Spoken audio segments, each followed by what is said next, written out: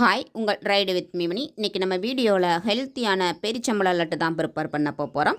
இந்த லட்டை குழந்தைங்கள்லேருந்து பெரியவங்க வரைக்கும் எல்லா வயசுக்காரவங்களுமே சாப்பிட்லாம். ஏன்னா அந்தளவுக்கு ஹெல்த்தியான லட்டும் கூட. இதை பேரிச்சம்பழம் வேணாம் அப்படின்னு ஒதுக்கி வைக்கிற குழந்தைங்க கூட என்ஜாய் பண்ணி சாப்பிடுவாங்க. ஒரு ஹெல்த்தியான லட்டாக இருக்கும். ஸோ வாங்க, இதில் என்னென்ன இன்க்ரீடியன்ட்ஸ் சேர்க்குறோம், அதனால் என்னென்ன நம்ம உடலுக்கு நன்மைகள் கிடைக்க போகுது, என்னென்ன சத்துக்கள் இருக்குது அப்படிங்கிறத தெரிஞ்சுக்கிட்டு இந்த லட்டு எப்படி ப்ரிப்பேர் பண்ணுறது அப்படிங்கிறதையும் பார்க்கலாம். ஸோ வீடியோவை ஸ்கிப் பண்ணாமல் பாருங்கள். இது உங்களுக்கு மிக மிக பயனுள்ள வீடியோவாக அமையும்.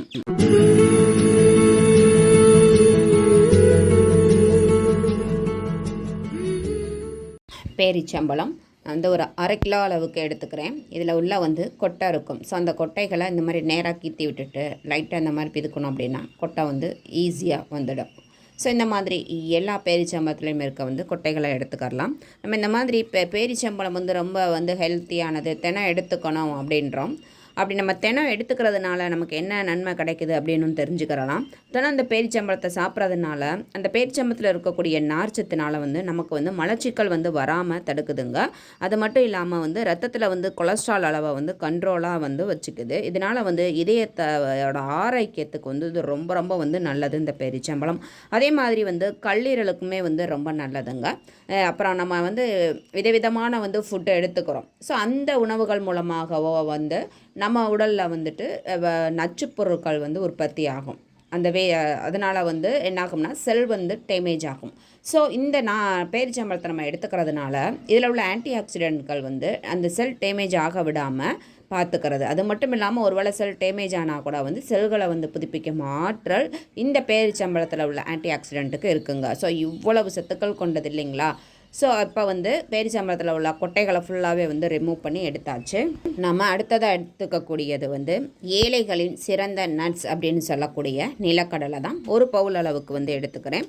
இந்த நிலக்கடலையை நம்ம எடுத்துக்கிறதுனால உடலில் நோய் எதிர்ப்பு சக்தியை அதிகரிக்கும். அதே மாதிரி மன அழுத்தத்தை இது குறைக்கக்கூடியதாக இருக்குது.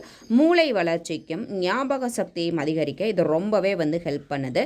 ரத்த ஓட்டத்தை சீராக்குகிறது. அதே மாதிரி இது பித்தப்பைகள் உருவாகாமல் தடுக்கும். அது மட்டும் இல்லாமல் பெண்களோட கர்ப்பப்பை கட்டிகள் ஏற்படாமல், நீர்க்கட்டிகள் ஏற்படாமல் பாதுகாக்குது. ஸோ அதாவது சுருக்கமாக சொல்லணும்னா பெண்களுடைய ஹார்மோன் சுரப்பை சீராக்குது. ஸோ இந்த நிலக்கடலையை மீடியம் ஃப்ளேமில் வச்சு சீராக வறுத்து எடுத்துக்கிறணும். அது நல்லா பார்த்திங்கன்னா நல்லா அது வெடித்து தோல் சிலதில் தோல் ரிமூவ் ஆகி வரும். ஸோ அதிலருந்தே தெரிஞ்சுக்கலாம் இது நல்லா வறுப்பட்டுருச்சுன்னு. ஸோ இதை நம்ம மாற்றி ஆற வச்சுக்கிறலாம். கொட்டையை ரிமூவ் பண்ணி வச்ச இந்த பேரிச்சம்பழத்தை ஈரமில்லாத மிக்சி ஜாருக்கு மாற்றி பல்ஸில் விட்டு அரைச்சி எடுத்துக்கலாம். வழுவழுன்னு அரைச்சிட வேணாம். கொஞ்சம் குறகுறப்பாக ஒரு சிலது அங்கங்கே முழுசாக இருந்தாலும் ஒன்றும் பிரச்சனை இல்லை. அந்த அளவுக்கு இதை நம்ம அரைச்சி எடுத்துக்கிறணும்.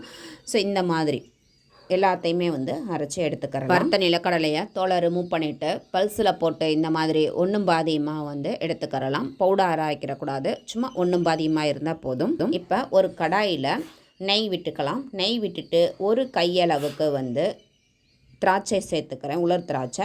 அது நல்லா உப்பலாக வர்ற வரைக்கும் வறுத்து விட்டுக்கிறலாம். திராட்சையில் உள்ள கால்சியம் சத்துக்கள் எலும்புகளை வலுவாக்குது. அதே மாதிரி இதில் உள்ள பொட்டாசியம் ரத்தத்தில் உள்ள பிபி அளவை கண்ட்ரோல் ஆகுது. பிளட் ப்ரெஷரை கண்ட்ரோலாக வைக்கும்.